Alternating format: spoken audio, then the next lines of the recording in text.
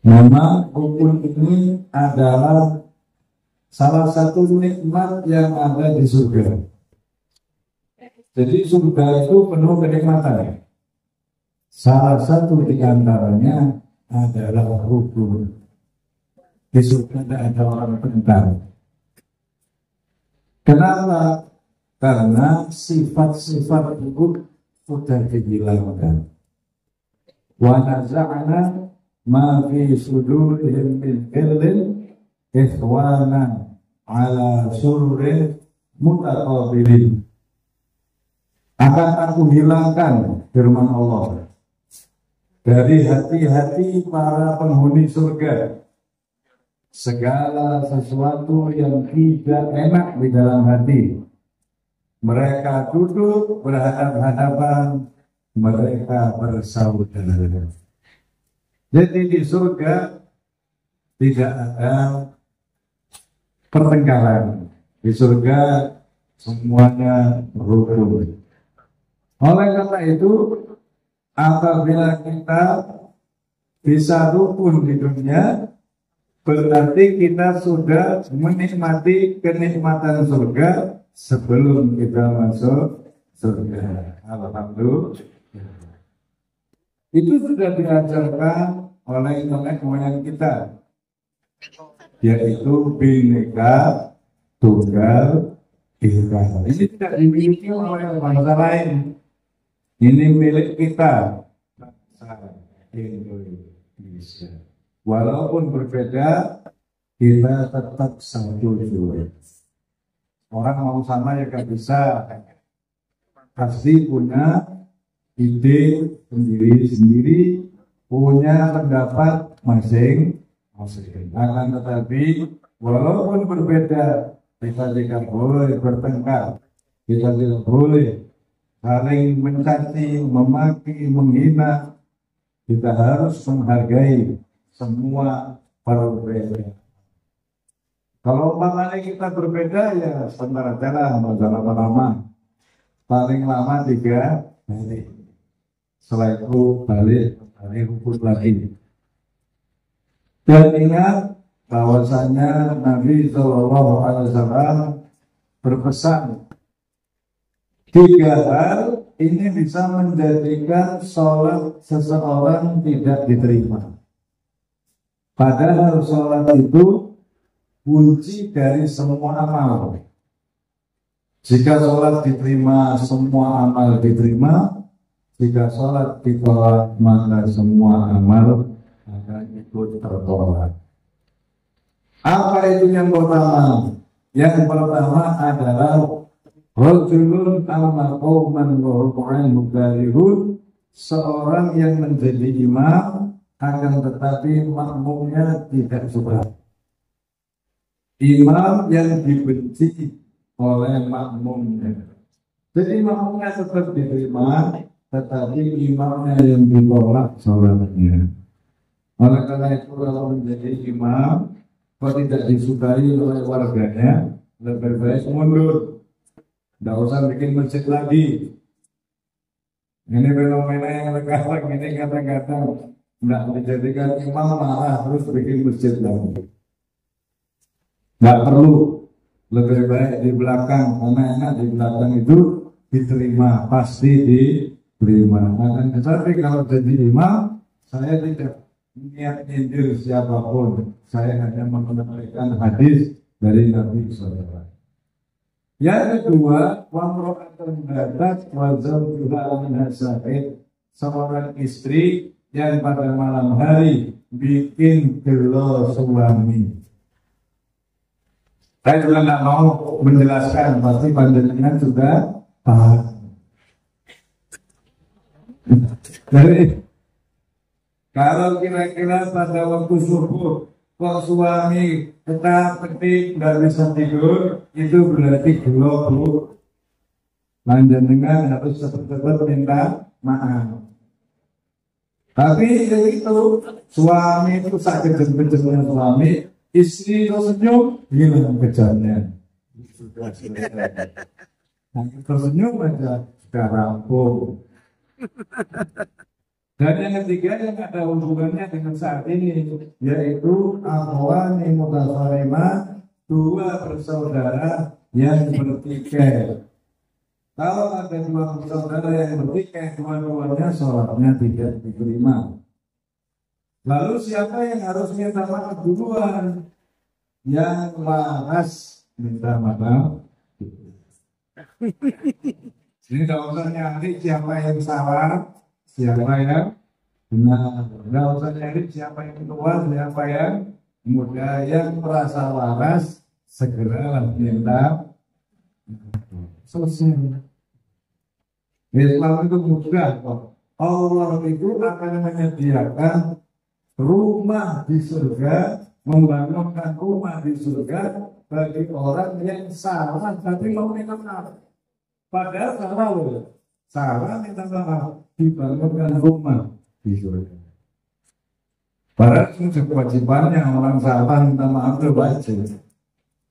Allah ridho, senang kepada orang yang mau minta maaf.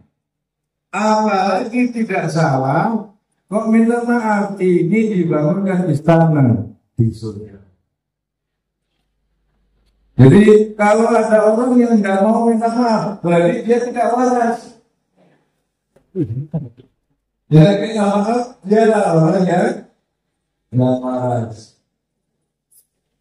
Para hadirin, kemarin kita sedang melakukan kegiatan yang namanya puasa. Kutiba alaikumus syamu kama kutiba alal ladzina min qablikum la'allakum tattaqun. Diwajibkan kepada kalian semua puasa seperti telah diwajibkan kepada umat-umat sebelum kalian. Tujuannya apa? Supaya kalian terlindungi. Jadi tattaqun itu artinya bukan bertakwa, tapi terlindungi. Terlindungi dari apa? Di dunia terlindungi dari musibah, di akhirat terlindungi dari api neraka, di barzah terlindungi dari siksa kubur. Kalau kepingin terlindungi di dunia, di barzah, di akhirat, laksanakan puasa. Jika tidak, berarti tidak terlindungi. Jika ada musibah suatu saat, pasti akan terkena musibah tersebut karena sebab dia tidak melakukan puasa. Orang yang melakukan puasa akan terlindungi. Seperti yang sudah diterangkan berkali-kali di dalam Al-Quran. Wasari'u ila maghfiratin min rabbikum bacaan nanti. Untuk bisa masuk surga, kita pasti bertujuan ke sana. Semua umat Islam berkeyakinan bahwa tujuan akhir adalah surga. Nggak ada yang tujuan akhir yang neraka. Semua pasti bertujuan ke surga. Tapi Allah SWT berfirman, untuk bisa masuk surga harus dapat ampunan. Setiap kalimat surga disebut di Al-Quran selalu didahului dengan ampunan. Wasari'u ila maghfiratin min rabbikum baru wa jannatin. Bergegaslah kamu untuk mendapatkan ampunan Allah, baru kemudian bisa masuk surga. Wa basyiru bi maghfiratin wa ajrin karim. Maka berilah kepada mereka ampunan Allah, baru kemudian masuk surga. Allah tidak pernah menyebut surga kecuali sebelumnya pasti menyebutkan ampunan. Oleh karena itu penting sekali untuk dapat ampunan Allah. Nah, dosa-dosa itu ada dua macam. Ada dosa kepada Allah, ada dosa kepada sesama. Kalau dosa pada Allah itu mudah. Hampir semua ibadah menilai ampunan. Contoh puasa. Puasa itu bisa dapat pahala, juga dapat ampunan dari Gusti Allah. Man shoma Ramadan imanan wa ihtisaban ghufira lahu ma taqaddama min dzambi. Barang siapa yang puasa Ramadan beriman dan karena dia yakin dengan pahala, maka akan diampuni semua dosa-dosanya. Bernilai ampunan. Baca sholawat juga bernilai ampunan. Sholat juga bernilai ampunan. As-sholat ila sholat muqaddiratun lima bainahuma. Antara sholat dengan sholat itu bisa menghapus dosa-dosa di antara keduanya. Misal kita sholat subuh, kemudian kita sholat zuhur, maka dosa antara subuh sampai zuhur diampuni oleh Allah. Jadi mudah sekali. Dosa yang kepada Allah itu mudah terampuni. Hanya dengan ibadah-ibadah yang kita lakukan aja, itu sudah bisa terhapus. Yang sulit itu dosa dengan sesama. Oleh karena itu kita berusaha jangan sampai kita menyakiti, menyinggung perasaan orang lain, karena dosanya sulit dimaafkan sampai dia mau minta maaf kepada yang bersangkutan. Ya, kadang-kadang yang bersangkutan itu tidak memaafkan ini. Kalau Allah pasti mudah memaafkan, tapi manusia sekali kita salah mungkin dimaafkan. 2 kali salah, yang kesalahannya sama, mungkin untuk takut oleh memberi maaf. Apalagi kok diulang 3 kali, mungkin tidak akan dimaafkan. Oleh karena itu kita diperintah untuk berhati-hati. Jangan sekali-kali kita sembrono berbicara kepada sesama, terutama lewat media sosial. Karena sekali kita salah, kita menyakiti banyak orang. Terus bagaimana cara kita untuk minta maaf kepada banyak orang? Jangan gampang-gampang mencet tangan kita ini, menulis, ngetik sesuatu yang akhirnya membuat sakit hati banyak orang. Ketahuilah Islam itu jika memberikan kesenangan, membahagiakan pada orang lain, akan dianggap ibadah 60 tahun. Itu harus surur di qalbil mu'min khairun min ibadah di sittina sanah. Membuat bahagia hati orang itu lebih baik daripada ibadah 60 tahun. Daripada kita menyakiti hati orang, lebih baik bikin senang hati orang, itu lebih bagus. Ya itu kalau suruh lebih bagus. Temannya beli rumah harga 150 juta. Cerita, aku baru beli rumah 150. Yang mana? Yang sudah rumah 150 murah sekali. Itu sama aja dengan dia. Senang. Teman kita senang. Dapat apa kita? Jangan malah sebaliknya. Loh, itu kemahalan itu. Rumah cuma segini itu 150. Masa katanya cuma 120. Ya, ini kan orang tadi sakit hati. Kita nggak dapat pahala, malah dapat dosa. Betul, ibu saya itu kemarin beli tanah. Murah, tanah 1.500 meter persegi, harganya cuma 9 juta. Saya tanya orang, Pak Yai, ini tanah panjenengan beli? Iya, berapa? 9 juta. Lah, tanah gini kok juga sepaku ya? Jadi orang yang itu hati-hati. Bu, ya murah, aku punya aku seneng. Kalau dia bilang murah, saya seneng tuh. Lah, tanahnya ini kok sepaku gitu. Nah, inilah kita salah satu bentuk buat kita untuk berhati-hati dengan lisan ini.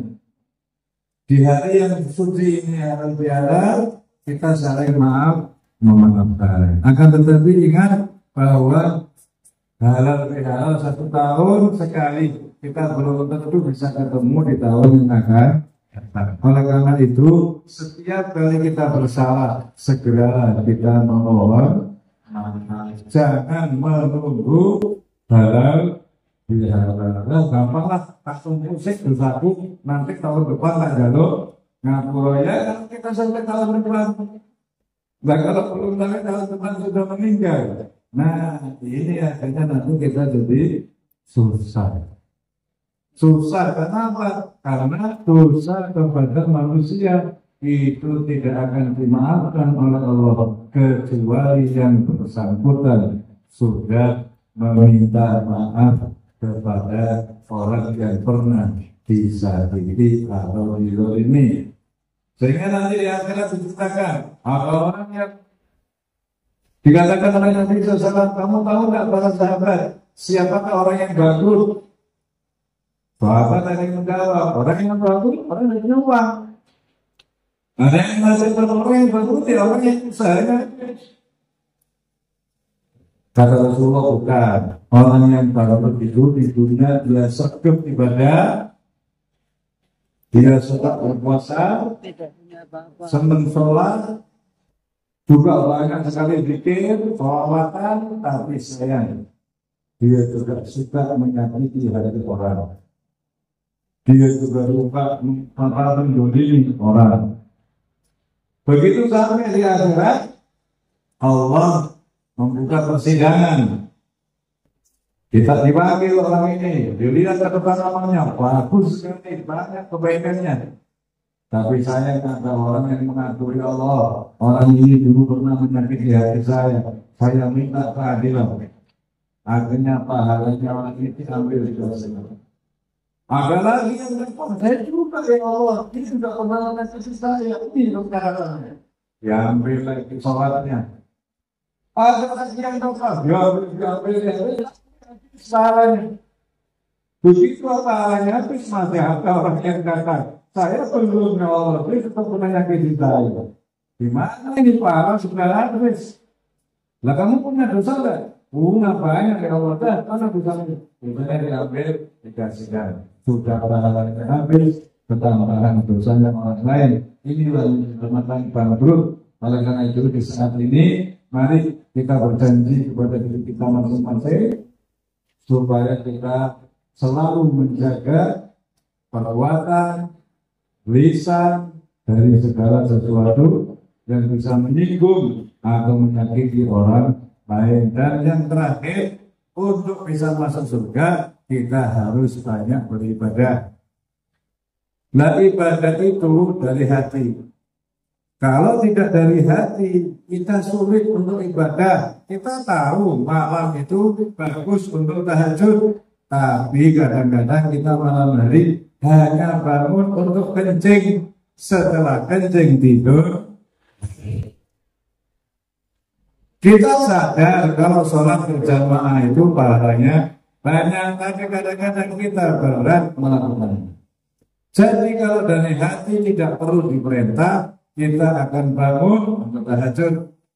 Kalau sudah dari hati kita nggak usah diperintah, kita akan sholat berjamaah, berzikir, baca Quran dan lain sebagainya. Itu semua dari hati. Nah, hati ini dari mana? Hati ini terbuka kalau dari mata dan telinga selalu memandang kebaikan dan selalu mendengar kebaikan. Karena sesuai dengan Allah, inna sam'a wal basara wal fu'ada. Jadi pendengaran, penglihatan, hati ini menjadi satu. Kalau kita sering memandang yang baik, mendengar yang baik, hati pun menjadi baik. Tapi kalau kita sering memandang yang jelek, mendengar yang jelek, hati akan tertutup, tidak akan bisa berbuat kebaikan. Oleh karena itu penting sekali menjaga mata dan telinga. Jagalah mata dan telinga kita hanya untuk melihat yang baik dan hanya untuk mendengarkan kebaikan. Mudah-mudahan sedikit ini bisa bermanfaat, ada barokahnya, dan semua semoga kita bersama keluarga keturunan kita sampai hari kiamat semua menjadi hamba-hamba Allah yang selamat di dunia dan juga selamat di akhirat, masuk surga, masuk pendapat syafaat Rasulullah, mendapat kenikmatan di surga bersama-sama keluarga kita sampai umur kiamat. Amin ya rabbal alamin.